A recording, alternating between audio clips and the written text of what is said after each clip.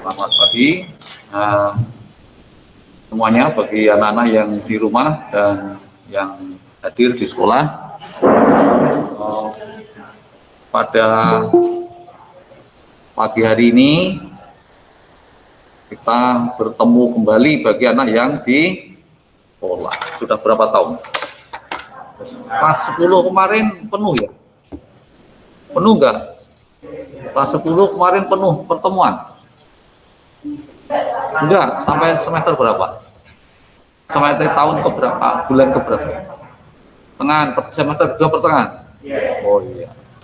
Berarti setahun lebih ya? Setahun lebih. Sampai 1,5 tahun ya. Apa? Kita bertemu kembali. Mudah-mudahan nanti yang di rumah juga bisa apa namanya?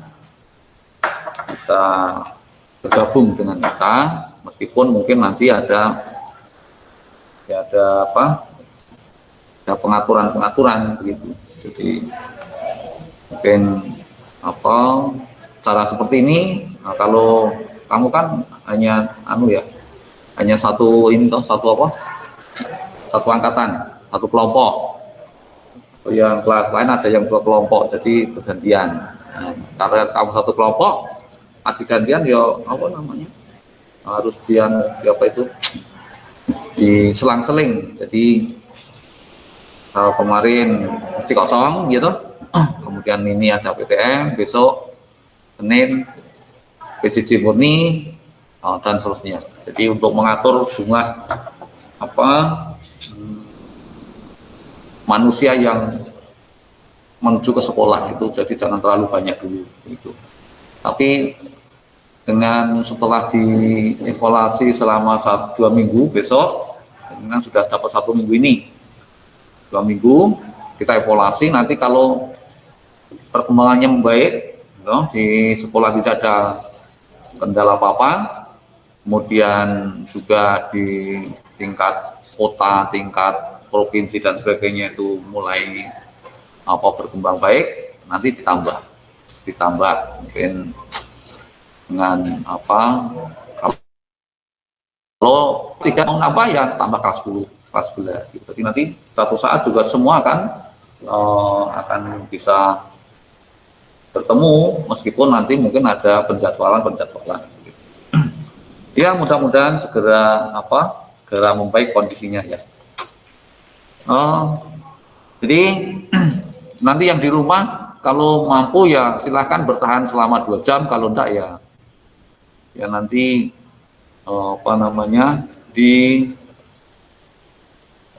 buka di Google Classroom.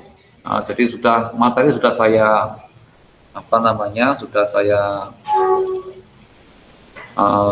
posting di sana di Google Classroom.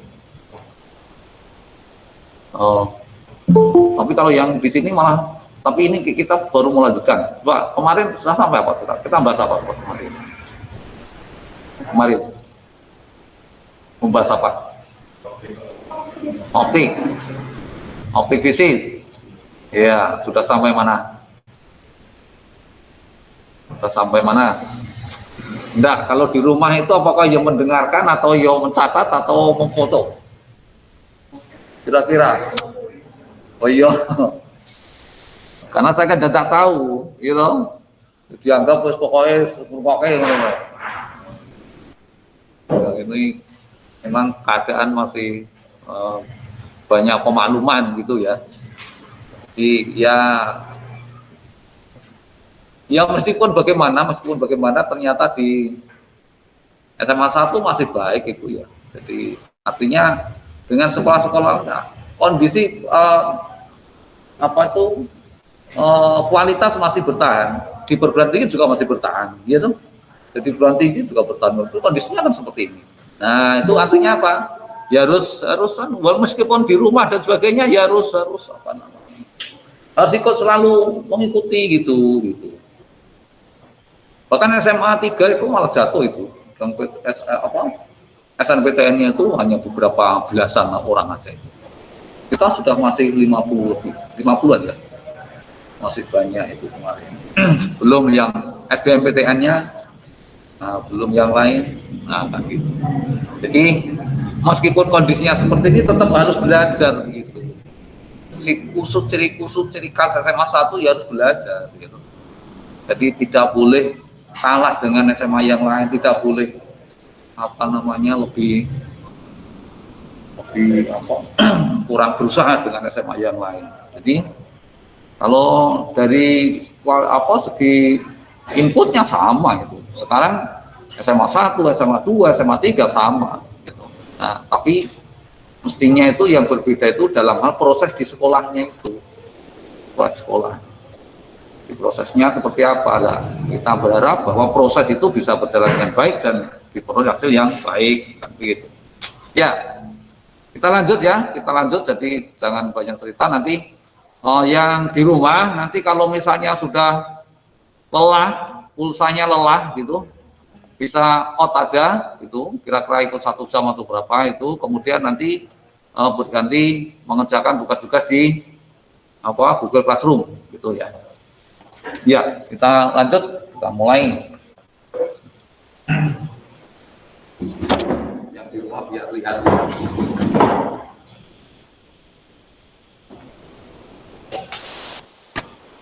Terakhir sampai apa kemarin? Interferensi. Sudah soal ke berapa? 16. Oh ya, lihat. Jadi itu yang soal yang mana? Ini kacamata saya putus ini, wah Jan. Nggak bisa lihat. Loh, putus.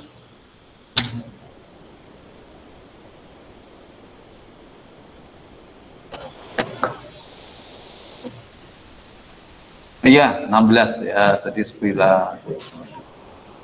Coba saya beri satu contoh lagi nomor 17 ya, nomor 17. Atau gini, kita lanjutkan dulu, soalnya nanti tak ada yang belum, nanti nomor berapa yang belum.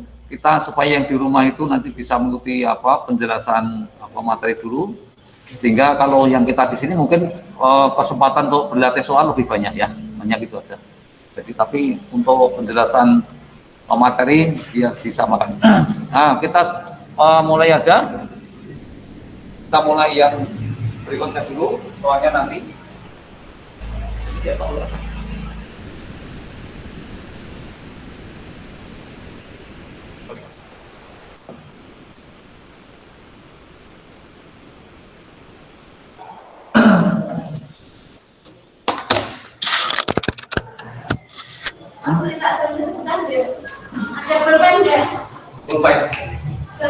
Murah juga.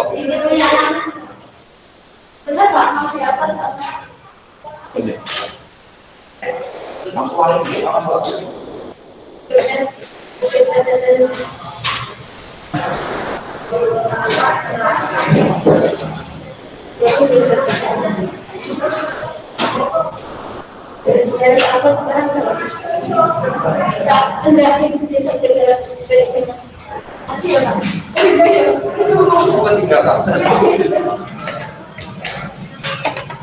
Ya, kita lanjutkan, yaitu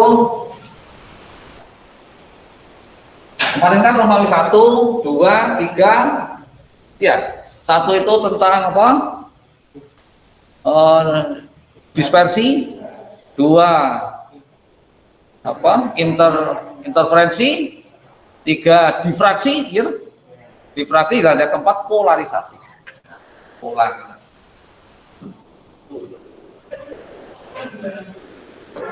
Nih, polarisasi.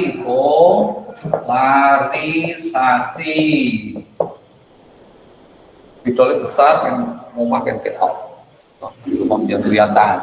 Nah, gue kira ketok. Ya, polarisasi. Jadi gelombang itu bisa mengalami polarisasi. Polarisasi apa? Polarisasi itu tertutup, dikutupkan istilahnya itu diserap sebagian arah getarnya. Jadi begini, gelombang cahaya ini kan yang kita bahas kan cahaya tadi. Jadi cahaya itu ada cahaya apa? Bisa mengalami sifat kemarin refleksi, pemantulan, refraksi, pembiasan, kemudian dispersi, peruraian, diuraikan, pelangi itu kan peruraian itu. Jadi cahaya materi kan Mexico Ibinio, kemudian diuraikan menjadi sinar putih diuraikan menjadi Mexico Ibinio kan begitu, merah juga kuning dan terus. Jadi pelangi itu kalau kamu amati jadi Mexico Ibinio urut. Coba nanti kalau ada pelangi diamati itu ya. Jadi ada pelangi diamati. Itu peruraian. Kemudian difraksi.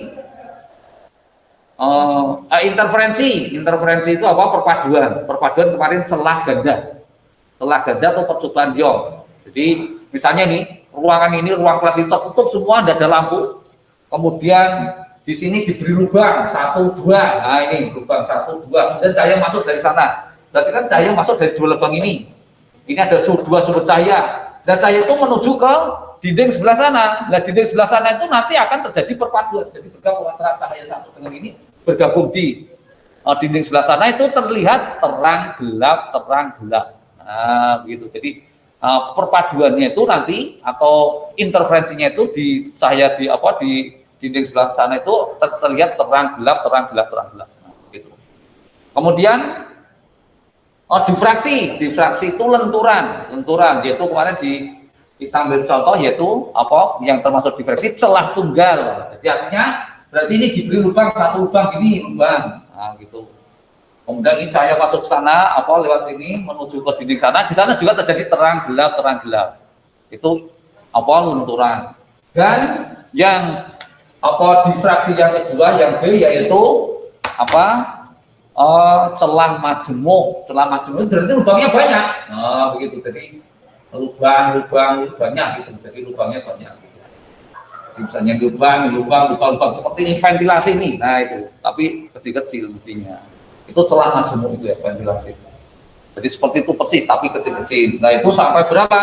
Misalnya ada 500 garis tidak masuk celah per senti, jadi setiap senti ada 500 kan kecil itu. Nah ini juga menuju ke sana, di sana terjadi terang gelap. Jadi itu difraksi lentur. Jadi artinya nanti yang dipahami yang itu ada celah celah ganda untuk Young, kemudian celah tunggal dan celah majemuk. Sebenarnya ada cincin Newton, ada ada interferensi pada lapisan tipis, tapi itu jarang keluar rusak. Jadi karena waktu kita juga terbatas, kemudian itu tidak pernah keluar di SBMPTN, apalagi tidak pernah di SNMPTN, tidak pernah di SBMPTN, tidak pernah gitu. Betul pernah keluar di UN tapi jarang sekarang UN tidak ada ya berarti tidak akan keluar. Tidak usah kita bahas, yang penting-penting ada. Nah sekarang maka polarisasi yang terakhir, sifat polarisasi terakhir itu di serang sebagai kategori misal. Jadi cahaya itu kan gelombang elektromagnetik. Cahaya itu gelombang elektromagnetik. Maksudnya apa? Cahaya gelombang elektromagnetik yaitu arah getar tegak lurus arah rambatan. Arah getarnya tegak lurus arah rambatan. Jadi ini misalnya arah rambatannya ke sana. Arah rambat. Nah, begitu arah rambat. Kemudian ini arah getar. Kan ini arah getar. Kan tegak lurus. Jadi ini arah getar, arah rambatannya ke sana. Jadi ini arah getarnya ini getar. Nah, gitu. Kemudian merambat ke arah sana. Dan lurus, maka nanti gelombangnya berupa apa? Gelombang transversal. Nah, gini gelombangnya. Gitu. Seperti itu. Kemudian arah getarnya itu ternyata tidak hanya yang vertikal saja. Arah getarnya tidak hanya vertikal, tapi ada yang horizontal begini. Kan gini. Jadi ini arah getarnya seperti ini. Arah getar gelombang transversal itu. Ini arah getar vertikal, ini arah getar horizontal, ini arah rambatannya ke sana. Karena jika nanti ini bergetar gini, maka gelombangnya nanti seperti ini. Gitu. Jadi gunung lembah. Nah, tapi ada yang arah horizontal begini, maka nanti rambatannya begini, seperti ulah. Nah, gitu tadi begini. Jadi ini gunung lembah, dan ada yang ini. Nah, jadi kalau digambarkan mungkin dalam dimensi 3 itu seperti ini. Oh, gitu. Ini yang vertikal kan gitu, arah kita vertikal. Gitu. Ini. Nah, ini yang arah kita horizontal. Nah,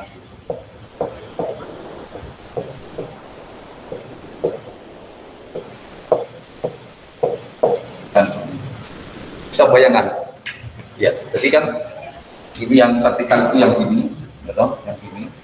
Ini yang horizontal itu yang ini. Nah, gitu. Jadi gelombang cahaya itu punya dua arah. Oh, balik ya, orang ngomong. Kalau ini gambarnya kayak ngomong horizontalnya orang ngomong. Lalu,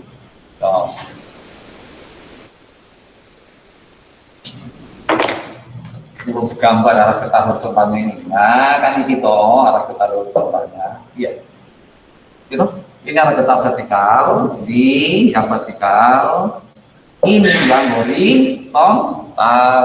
Nah, jadi nanti gitu. Oh, gini.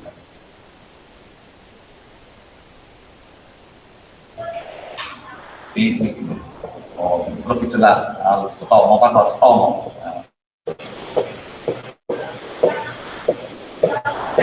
Ya, gitu. Ya, jadi ini arah lambat. Jadi ini ada yang horizontal sana, ini yang vertikal. Jadi gelombang cahaya itu seperti ini, punya dua arah getar. Ini arah getar vertikal, ini arah getar horizontal, gitu. Kemudian, nah, gelombang yang seperti ini nanti digambarkan, kalau kita menggambarkannya seperti ini. Ini arah lambat, ini arah getar vertikal, ini arah getar horizontal, vertikal, horizontal, vertikal, horizontal, gitu. Arah lambat sana. Dan ini disebut gelombang alamiah, gelombang alami, alamiah, alami. Artinya belum apa? Terpolarisasi, belum terpolarisasi. Nah, sekarang gelombang yang terpolarisasi itu yang bagaimana? Gelombang yang arah getar horizontalnya itu hilang, jadi tinggal yang ini toh. Nah, ini arah getar vertikal atau hanya horizontal toh. Nah, ini. Jadi ini tuh hanya arah getar yang vertikal ini, yang ini saja. Jadi gelombangnya begini. Itu. Ini arah getar horizontal yang begini saja. Nah, kalau ini kedua-duanya ada vertikal, ada horizontal. Jadi ini dengan ini itu sama, gitu ya. Ini arah getar horizontal yang seperti ini, arah getar horizontal, ini arah getar vertikal. Jadi kalau arah getar horizontal kan itu, nah, terlihat yang penampangnya saja, kelihatan penampangnya saja, hanya juga di gambar lingkaran. Iya, jadi ini ke sana, dan tapi hanya kelihatan sini. Gitu. Nah, jadi ini gelombang terpolarisasi. Gelombang terpolarisasi. Kalau ini gelombang yang tidak atau belum terpolarisasi, gelombang yang asli. Gitu. Jadi ini terpolarisasi. Yang diserap arah getarnya horizontal, ini yang diserap arah getar vertikal. Nah, begitu. Nah, sekarang jadi itu pengertian dari gelombang polarisasi, terpolarisasi. Ini terpolarisasi. Ini yang diserap arah getar horizontal, ini yang terserap arah getar vertikal. Kalau ini yang masih murni. Nah, sekarang bagaimana gelombang itu mengalami polarisasi atau apa sebabnya? Kenapa? Gitu. Atau penyebabnya apa? Yaitu yang pertama, penyebabnya karena pemantulan. Nah, jadi gelombang itu bisa terpolarisasi karena pemantulan. Saya hapus. Karena memang papan tulisnya biar nggak melobi itu.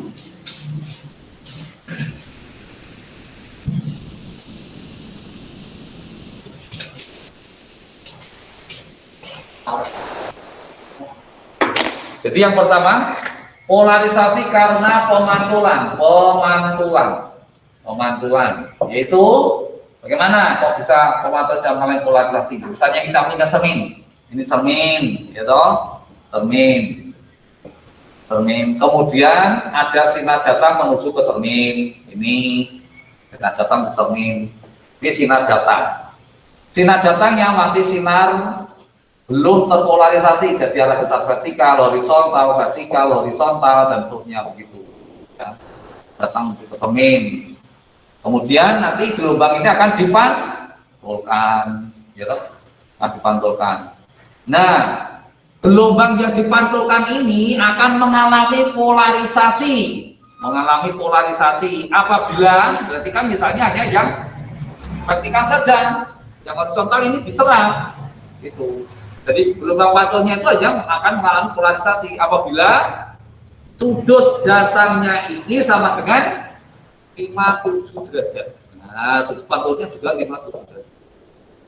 Jadi kan artinya sinar yang dijatuhkan ke cermin dengan sudut datang 57 derajat, maka akan dipantulkan dengan sudut pantul 57 derajat dan sinar pantulnya mengalami polarisasi. Jadi yang terpantul itu arah getar horizontalnya hilang. Jadi hilang, diserap oleh cermin ini. Jadi hilang. Nah itu ini. Jadi kalau sehingga ini sudah sudah suatu kepastian. Yang terpolarisasi itu kalau sudut datangnya sudut 30, 20, 40 enggak. Gitu. Nah itu makanya semua fisika itu harus melakukan suatu percobaan ini harus dicoba. Benar nggak kalau sudut datanya 47 jadi coba gitu. Kalau sudut yang lain bagaimana kan gitu. Mungkin bisa menemukan sudut-sudut yang lain. Ya. Jadi ini karena pemantulan. Yang kedua, yaitu karena pemantulan dan pembiasan. Pemantulan dan pembiasan sekaligus. Pembiasan, nah gitu. Pemantulan dan pembiasan. Itu bagaimana? Misalnya kita punya bak mandi.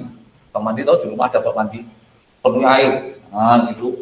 Ini air di dalam bak mandi, Kemudian sinar datang menuju ke air di bak mandi. Ini sinar datang. Sinar belum terpolarisasi. Nah, gitu. Sinar yang belum terpolarisasi. Maka apa yang terjadi? Sinar ini akan mengalami dibiaskan menjauh garis normal kan begitu. Dari udara menuju ke air. Ini udara ke air kan sinar datang dari medium kurang rapat ke medium lebih rapat dibiaskan mendekati garis normal kan begitu. Tapi ternyata ada juga sinar yang dipantulkan. Nah, gitu ada yang dipantulkan. Jadi ini sinar yang dibiaskan, sedangkan ini dipantulkan. Ada sinar yang dibiaskan, ada sinar yang dipantulkan. Buktinya coba nanti pergi ke kamar mandi bawa lampu senter, di senter itu ini senter ya, kamar mandi itu di senter ini airnya di senter ini cahaya. Nah nanti cahaya itu akan ada dipantulkan, yaitu di dasar akan ada bayangan, yaitu ini ada bayangan lampu senter. Kemudian kamu lihat di mana di atap itu juga ada bayangan. Nah, ada bayangan, berarti juga dipantulkan. Jadi sinar yang dijatuhkan ke permukaan air itu ada yang dibiaskan, ada yang dipantulkan, ada dua. Jadi ada sinar bias, ada sinar pantul. Nah, apabila sudut antara sinar bias dengan sinar pantul itu 90 derajat tegak lurus, sudutnya ini, sudut antara ini dengan ini, sinar bias dengan sinar pantul itu tegak lurus, sudutnya 90 derajat, maka sinar bias dan sinar pantul itu terpolarisasi. Nah ini tinggal yang vertikal saja, misalnya ini tinggal yang horizontal saja, misalnya kan begitu. Jadi yang dibiaskan sinar bias dan sinar pantul akan terpolarisasi. Nah, biasanya dibagi arah getarnya dibagi antara yang sinar bias dengan sinar pantul. Kapan itu terjadi? Yaitu apabila sudut antara sinar pantul dengan sinar bias 90 tegak. Jadi sudutnya itu 90 derajat. Nah, gitu. 90 derajat. Nah, coba kita lihat. Kan mestinya kalau ini sudut datang, gitu. Ini sudut datang itu apa? I. Ini sudut bias, gitu. Ya sudut bias apa? R. Nah, kalau dari udara ke air itu lebih besar mana? I-nya lebih besar, ya toh? I lebih besar daripada R, kan dibiarkan mendekati garis normal. Nah, ini sudut pantulnya itu berapa? Ya, sudut pantul kan sama dengan sudut datang, ya I. Gitu. Iya toh? Jadi karena sinar sudut ini tadi kan ini 57, 57. Nah, ini maka ini sudut pantulnya apa sudut datangnya I, sudut pantulnya juga I.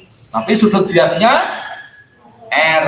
Nah, sudut biasnya R gitu. R lebih kecil daripada I karena mendekati garis normal. Nah, coba kita lihat dari sini. Berarti I ditambah R ditambah 90 derajat sama dengan berapa? 180 derajat. 180 derajat. Berarti I ditambah R sama dengan 90 derajat. Nah, ini. Maka R sama dengan 90 derajat min I, kan begitu. Gitu. Nah, sekarang ini saya hapus.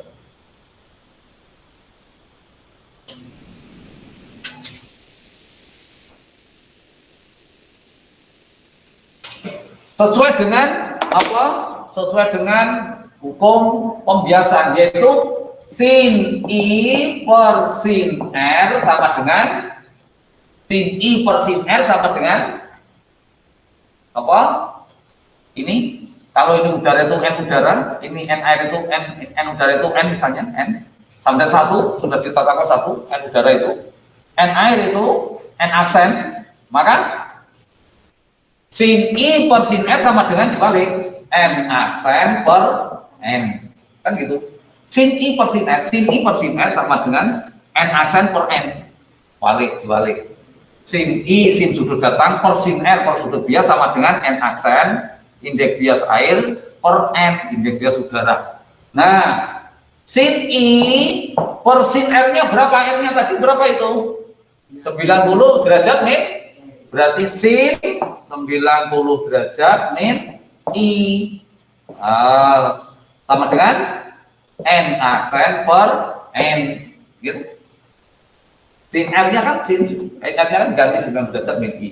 Nah, maka sin I per sin 90 derajat min I. Sin 90 derajat min I dalam matematik cos I. Iya kan? Loh, sin 90 derajat min I, sin 90 derajat, sin 90 derajat min alfa sama dengan cos alfa. Cos 90 derajat min alfa sama dengan sin alfa, kan begitu. Jadi sin 90 derajat min I berarti cos I sama dengan N aksen per N. Sin I per cos I tangen I sama dengan N aksen per N. Itu yang disebut I itu sudut polarisasi. Jadi I itu disebut sudut polarisasi.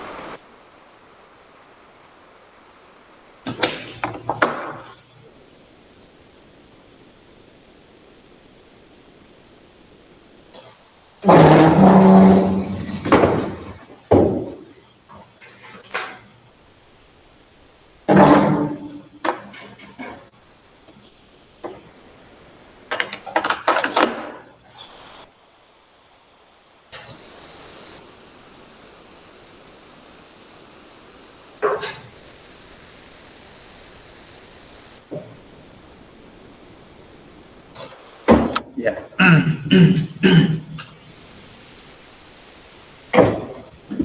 Sudah, kita lanjut ya, kita lanjut. Kalau di rumah di foto aja, saya kira tidak kelihatan.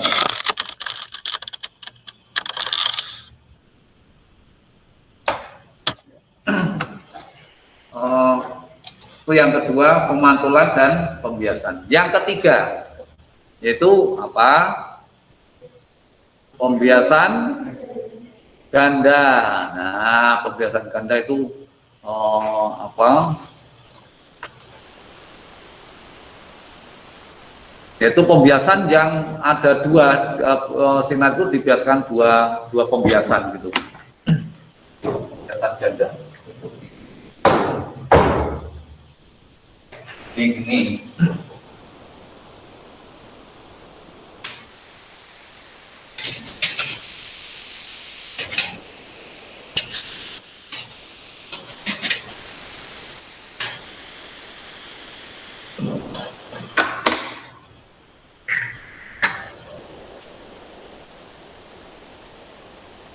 Ini sinar datang, pembiasan kan dari medium berapa kalau berapa sinar datang.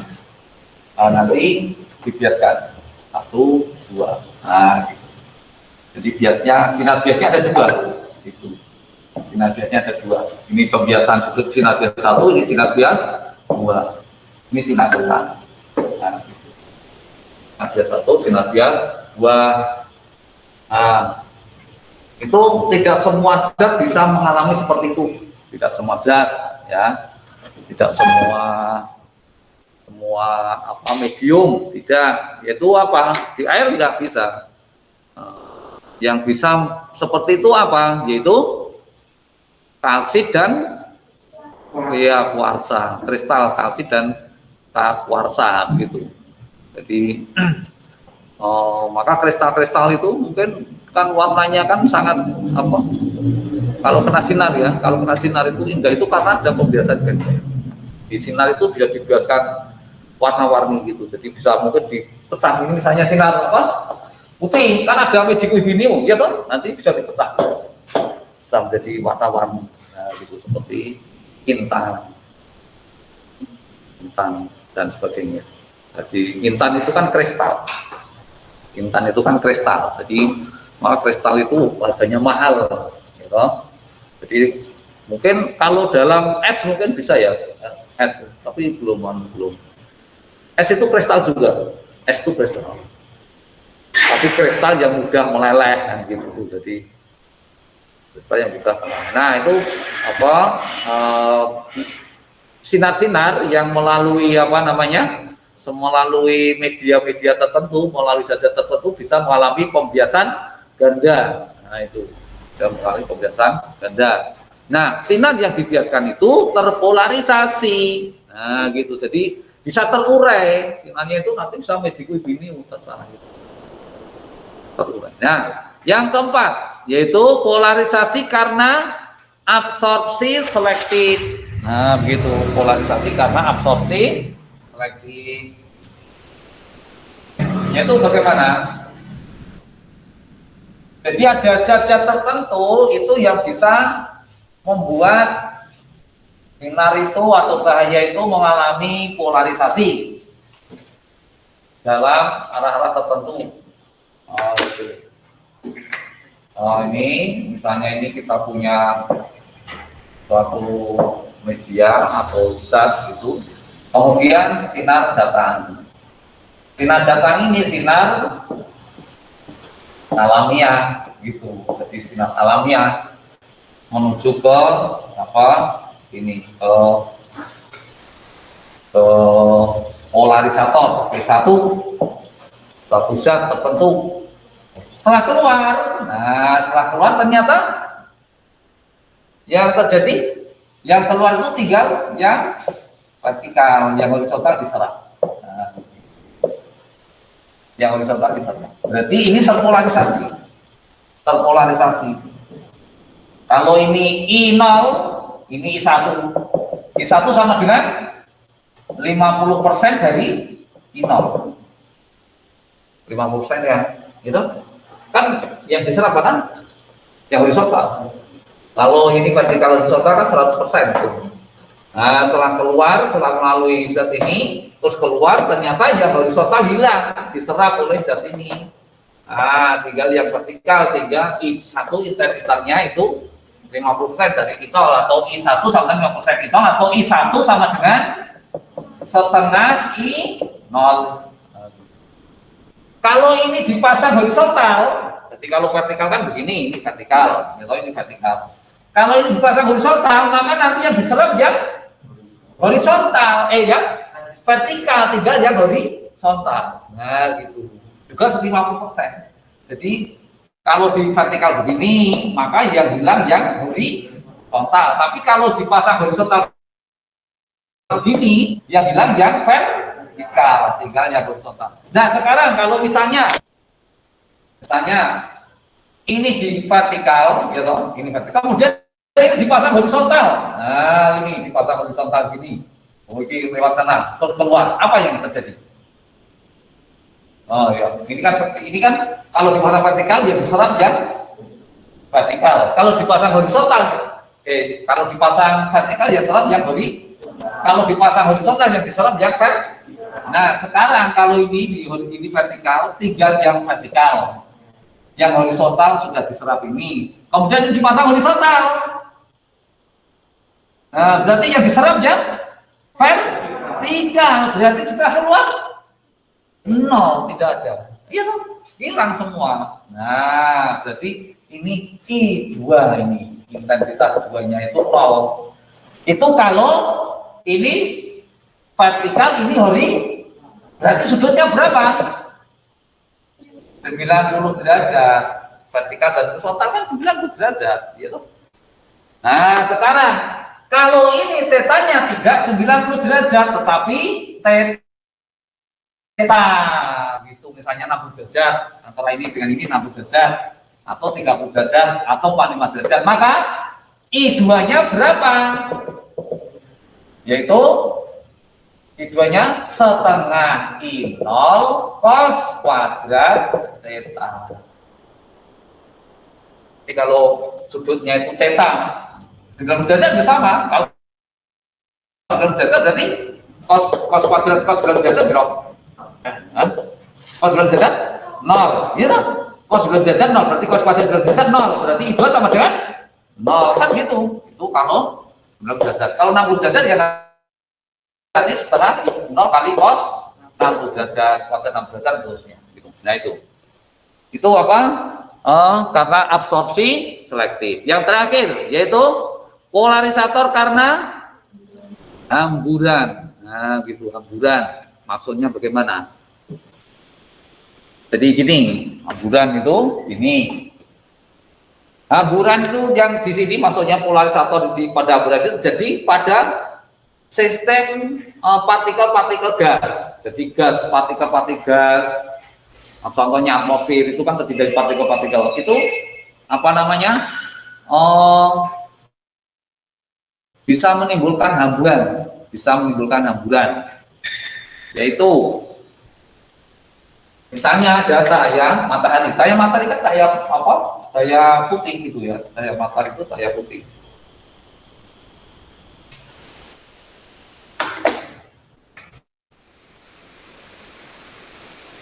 Matahari terdiri dari Me, Di, Ku, Di, Neo. Gitu, cahaya matahari. Kemudian ini ada sistem partikel atmosfer gas gitu. Jadi atmosfer gas itu molekul-molekul kan tidak ada molekul-molekul. Nah, ini sinar itu akan mengenai apa partikel-partikel ini.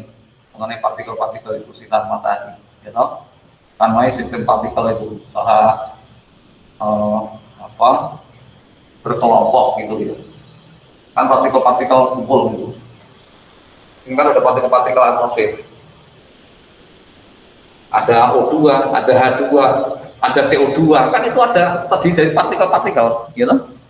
Terdiri dari molekul oksigen, molekul hidrogen, molekul CO2 dan sebagainya. Nah, itu ada partikel-partikelnya, ada ukuran kecil-kecil itu. Nah, kemudian sistem sinar matahari itu mengenai partikel-partikel itu. Setelah mengenai partikel-partikel itu, sinar matahari diserap oleh partikel-partikel, ada yang diserap, ada yang dihamburkan. Sinar matahari itu kan sinar matahari adalah medicuhibinium. Jadi sinar itu diserap kemudian dihamburkan. Nah, jadi sinar yang diserap kemudian dihamburkan itu ada yang sinar yang dihamburkan itu ada yang jangkauannya itu sangat jauh, tapi ada yang jangkauannya cukup tidak jauh, kan begitu. Jadi antara medicuhibinium yang dihamburkan itu, yang dipancarkan kembali itu jangkauannya berbeda-beda. Maka coba kita lihat gunung itu sebenarnya warnanya apa? Hijau, ya, daunnya hijau, batunya hitam. Kalau kelihatan tanahnya coklat. Tapi kalau kita lihat dari jauh bagaimana? Biru. Nah, biru. Jadi warnanya biru. Karena apa? Warna coklat, warna hijau, warna itu hamburannya itu tidak sejauh warna biru. Maka langit itu kelihatannya warnanya apa? Biru. Karena itu warna sinar matahari yang dihamburkan paling jauh oleh partikel-partikel atmosfer. Nah, begitu. Jadi warna paling jauh yang dihamburkan oleh partikel-partikel atmosfer itu yaitu warna biru. Nah, begitu. Jadi kalau misalnya di bulan itu warna langit itu hitam. Karena apa? Karena di sana tidak ada atmosfer, tidak ada partikel-partikel yang bisa menghamburkan sinar matahari, nggak ada. Jadi silakan maupun nanti kalau ke bulan itu hitam itu warnanya, ya loh. Jadi langit itu warnanya hitam. Jadi itu polarisasi karena hamburan. Jadi sinar matahari yang terdiri dari medicuhibinium itu diserap oleh molekul-molekul gas atmosfer, kemudian dipancarkan, tapi pemancarannya beda-beda gitu. Ada yang dipancarkan paling jauh, ada yang jangkauannya tidak terlalu jauh dan sebagainya. Ya, kalau di dekat sini mungkin enggak ada warna ya. Jadi warnanya putih. Atmosfer di sini warnanya putih, enggak biru, ya toh? Karena ini semua masih bisa terjangkau. Tapi kalau di jauh sana mesti warna langit itu warnanya biru. Gunung warna apapun itu kalau dilihat dari jauh mesti warnanya biru gitu. Ya. Itu ada pertanyaan? Ada pertanyaan? Ini nggak bisa lihat ya. Kita lihat soal nomor 4 ya, nomor 4 saja. Nomor 4 apa itu? Coba dibaca, saya tidak bisa baca. Ada berapa toh?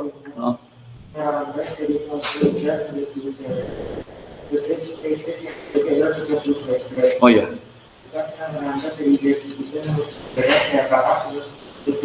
Nah, kuali itu dibetulkan ya, nomor 4 dibetulkan. Nomor 4 dibetulkan. Seberkas sinar merambat dari suatu zat ke udara, ya. Sudut kritis yang terjadi adalah 30 derajat. Jika sinar merambat dari dibalik itu, jika sinar merambat dari udara ke zat itu. Gitu. Jadi dibalik. Kleru gitu. Ya. Jadi jika sinar merambat dari udara ke zat itu, maka sudut polarisasinya berapa? Ya.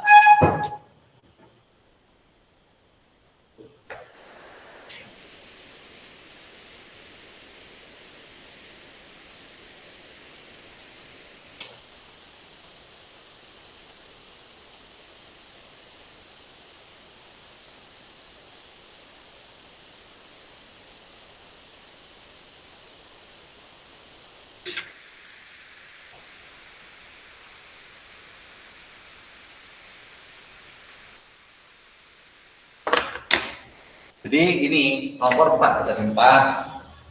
Diketahui jika sinar merambat dari suatu zat menuju udara. Ini sudut kritisnya sudut kritis. Sudut kritis itu sudut datang yang menyebabkan sudut bias dan derajat. Itu berapa derajat? 6? Oh, 30 derajat. Nah, sekarang jika sinar itu melambat dari udara menuju zat, jadi dibalik dari zat, maka sudut polarisasinya berapa? Nah, sudut polarisasi kan gitu ya. Jadi gini, sudut kritis. Sudah kenal sudut kritis. Apa maksudnya sudut kritis? Kita neuro, ya. Dulu waktu membahas tentang apa itu kapan ya? Membahas tentang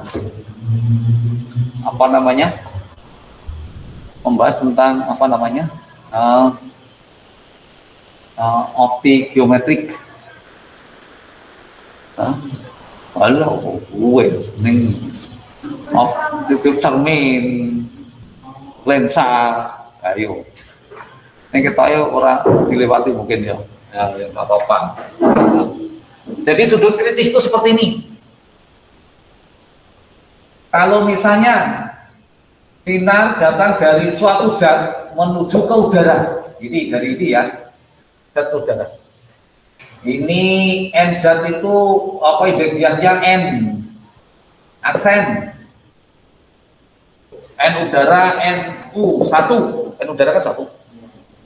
Nah, maka N juga N 1, N sama 1. Maka apa yang terjadi? Sinar datang dari zat ke udara, dibiaskan? Oh, dari lebih rapat ke kurang rapat, menjauhi garis normal, gitu. Menjauhi garis normal, gitu. Jadi sinar datang dari udara, dari suatu zat ke udara. Kalau dari lebih rapat ke kurang rapat, dibiaskan menjauhi garis normal. Kalau dari kurang rapat ke lebih rapat, dibiaskan mendekati. Jadi kalau dari udara ini zat, maka dibiarkan ke sana mendekati, kan gitu, mendekati. Nah ini dari zat ke udara dibiarkan menjauhi garis normal ini. Nah itulah sekarang sinar itu datangnya ini sudut datanya kan ini sinar 1 ini ya, sinar 1 dibiarkan satu. Sudut datanya diperbesar ini. Sudut sinar biasanya nanti kemana? Ke atasnya atau ke bawahnya? Ke atas, ini. Iya dong? Nah, ini sinar 2. Nah, gitu, ini sinar 2. Nah, sekarang sinar 3 lebih besar lagi. Maka nanti kemana? Kemana? Ke arah atas atau ke arah bawahnya? Atas, berarti sini. Nah, bisa sampai sini. Sinar biasnya itu bisa sampai ini, sinar 3. Berarti sudutnya berapa sudut biasnya ini? 90, N-nya 90. Nah, sinar datangnya ini yang menyebabkan sudut bias berapa ini?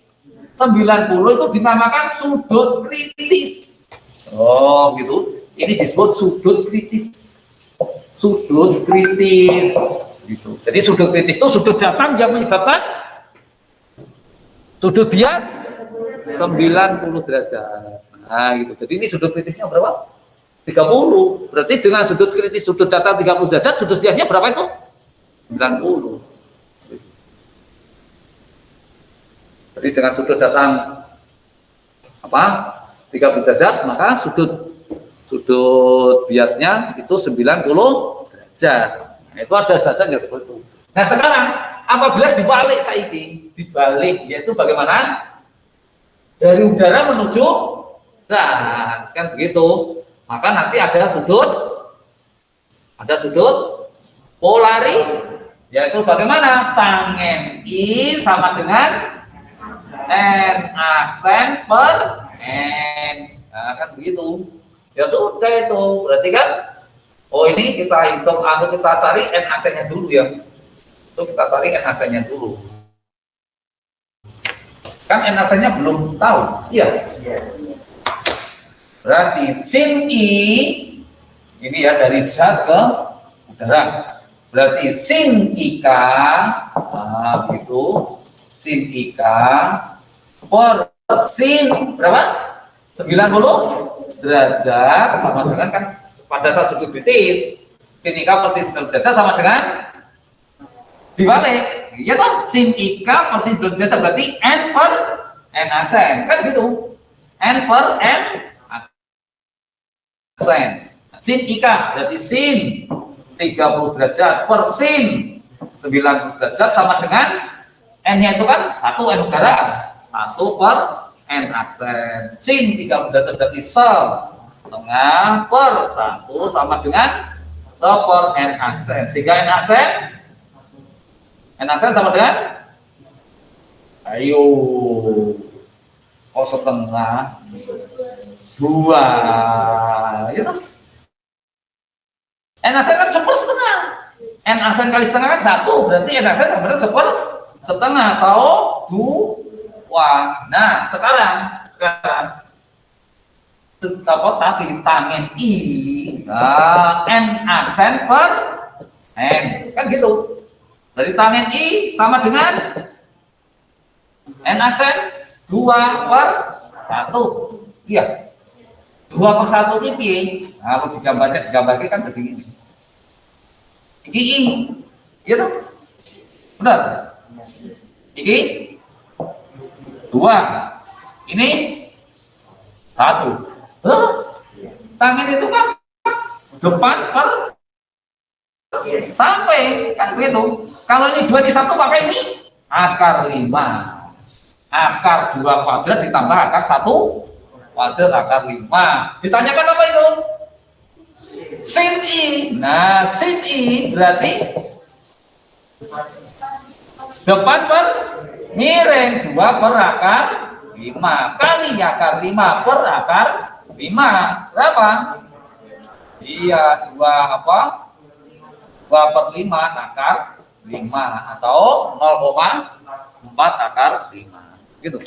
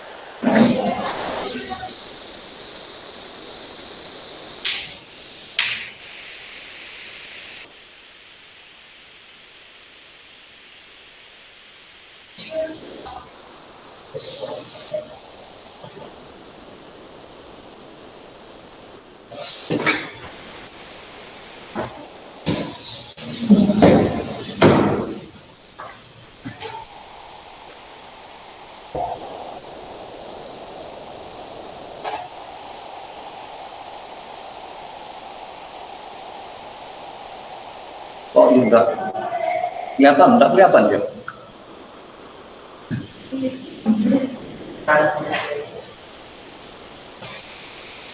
Terlalu kecil.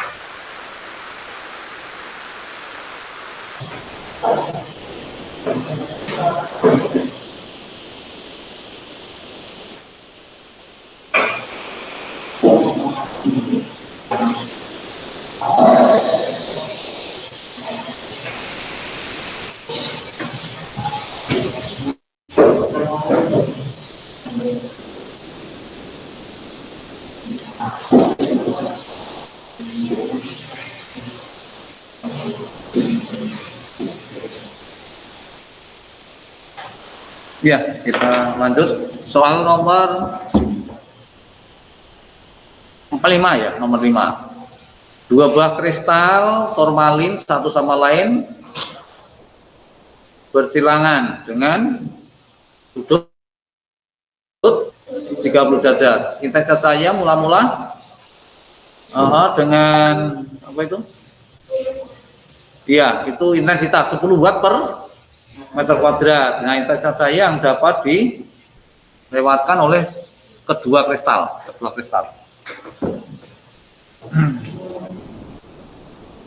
Saya hapus ya.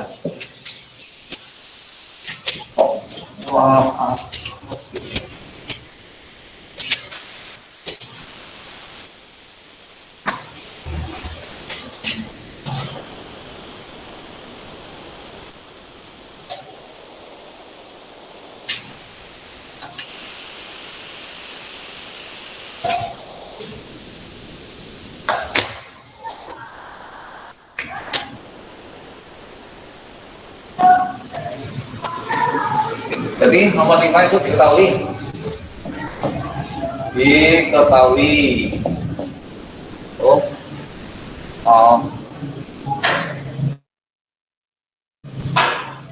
Theta ya. Dua buah theta formalin satu sama lain bersilangan itu 30 derajat. Theta 30 derajat. Theta 30 derajat tadi. Berarti polarisasi yang keempat, intensitas cahaya mula-mula yang mengenai kristal pertama I0. Intensitas mula-mula I0. Berarti 10 watt per meter kuadrat. Terus intensitas cahaya dapat dilewatkan oleh kedua kristal. Jadi setelah kristal pertama, ini kristal pertama, ini kristal kedua. Kan gitu. Ini I0, kemudian ini I1, yang sana I2. Ini yang kita tanyakan kan ini. Kan gitu. Setelah dilewatkan oleh kedua kristal, ini kan dilewatkan kristal 1 dan oleh kristal 2. Tadi I2 sama dengan setengah I0 cos kuadrat theta. Berarti kan cukup setengah I0, I0-nya 10 cos kuadrat 30 derajat. 5 cos 30 derajat setengah kan 3 kuadrat kan gitu. 5 kali 4 kali 3 per 4 kali 3 per 4 tahu 3,75 watt per meter kuadrat. Saya kira gampang ya. Jadi ini gampang.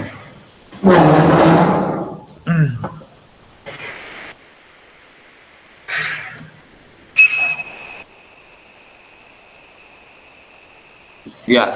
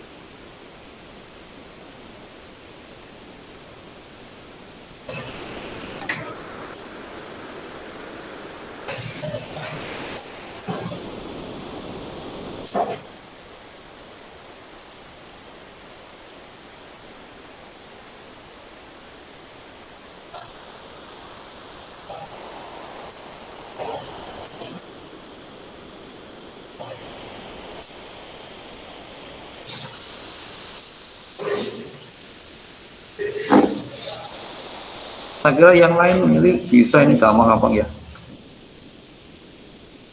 contoh misalnya